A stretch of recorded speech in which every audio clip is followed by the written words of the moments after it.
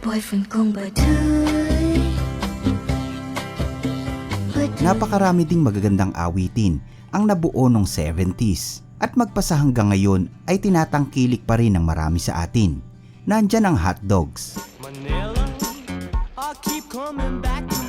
3ST and Companies, Hagibis, Flippers, Florante, at marami pang iba. Sila din ang mga musikerong naging inspirasyon ng maraming banda sa ngayon.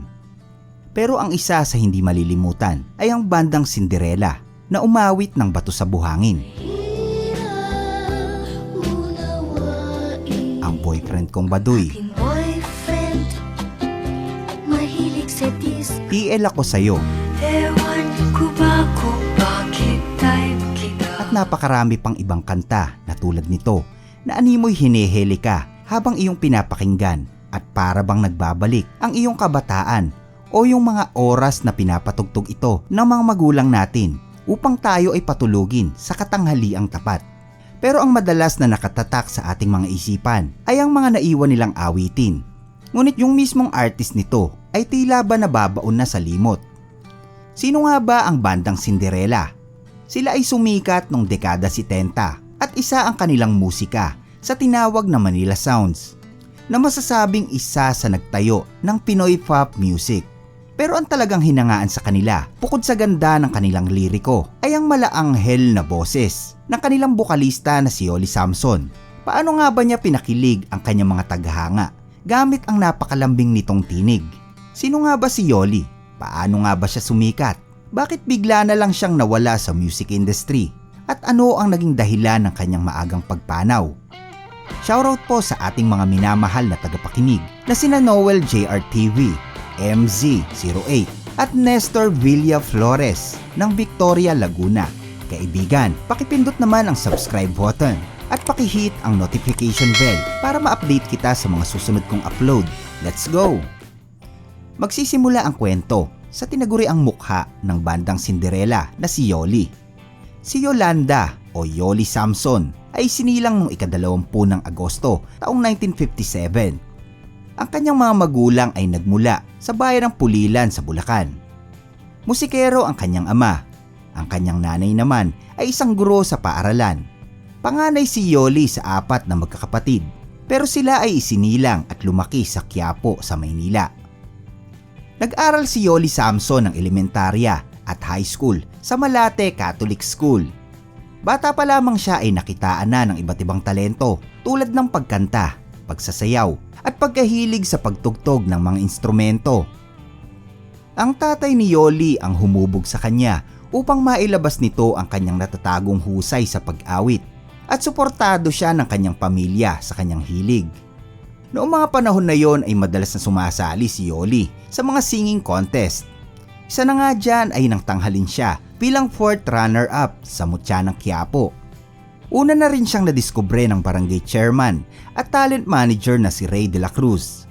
Dito na rin nagsimula ang mga oportunidad para kay Yoli Samson dahil madalas na siyang naiimbitahan sa mga event.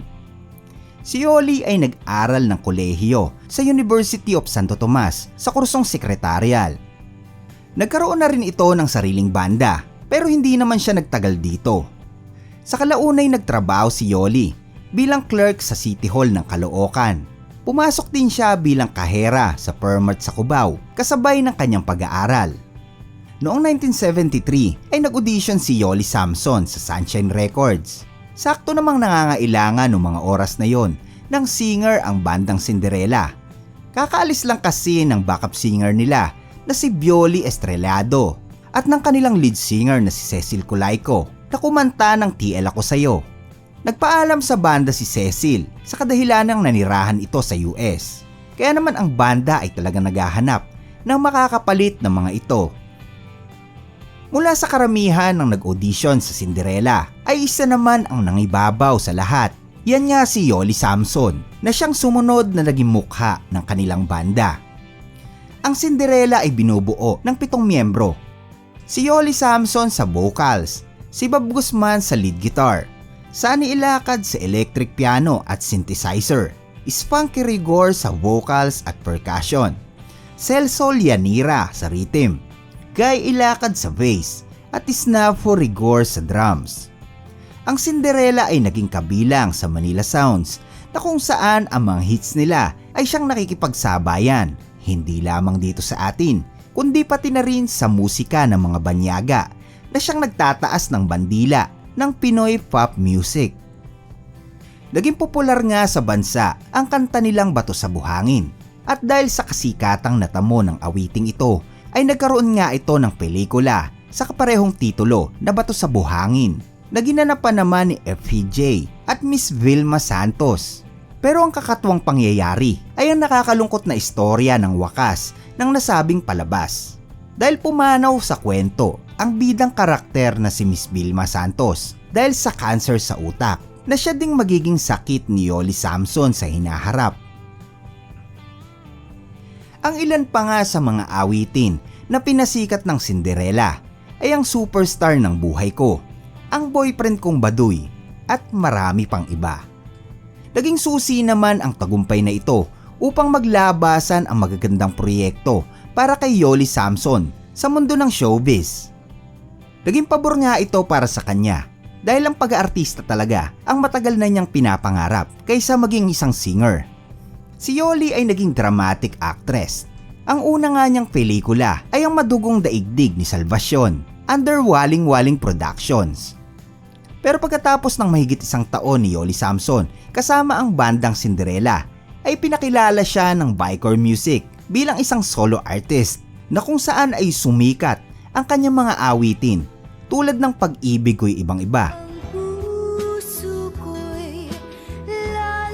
Sa Aking Pag-iisa, at marami pa. Kaagad itong naging big hits sa bansa dahil bumenta ito ng mahigit 200,000 kopya.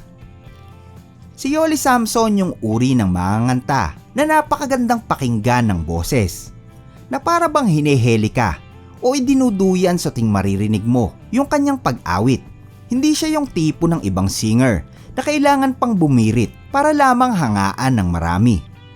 Pero kahit na ganon ay talagang tumatak siya sa atin, na pagka narinig mo yung kanyang tinig ay alam na alam mo na si Yoli Samson yung kumakanta, unique, ika nga. Sa di kalauna naman ay naging kasintahan niya ang noon ay Vice President Corp Production ng Vicor Music na si Chito Ilacad. Hindi nagtagal ay nagpasya na silang dalawa na magpakasal noong January 5, 1980. Pagkatapos noon ay unti-unting nabawasan ang mga tinatanggap ni Yoli ng mga proyektong ino-offer sa kanya dahil nga nagpo-focus na siya sa buhay bilang isang ilaw ng tahanan. Nagkaroon sila ng 3 anak na sina Michael, Michelle at Miguel. Dito na rin tuluyang iniwan ni Yoli ang mundo ng musika upang siya ay mag-alaga sa kanilang mga anak. Masaya naman niyang ipinagpalit ang kanyang masayang karera bilang isang butihing may bahay o butihing ina. Noong huling bahagi ng dekada 80 ay nang maging pribado na ang buhay ni Yoli Samson at wala na masyadong naging balita tungkol sa kanya. Muli na lang pumutok ang kanyang pangalan nung mabalitang mayroon siyang kanser sa utak.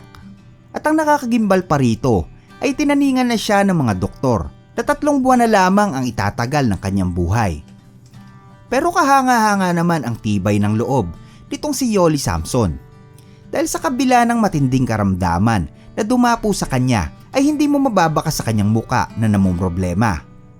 Siya ay namuhay ng normal katulad ng kanyang pang-araw-araw na nakasanayan at hindi siya nagpakita ng takot sa kanyang mga mahal sa buhay.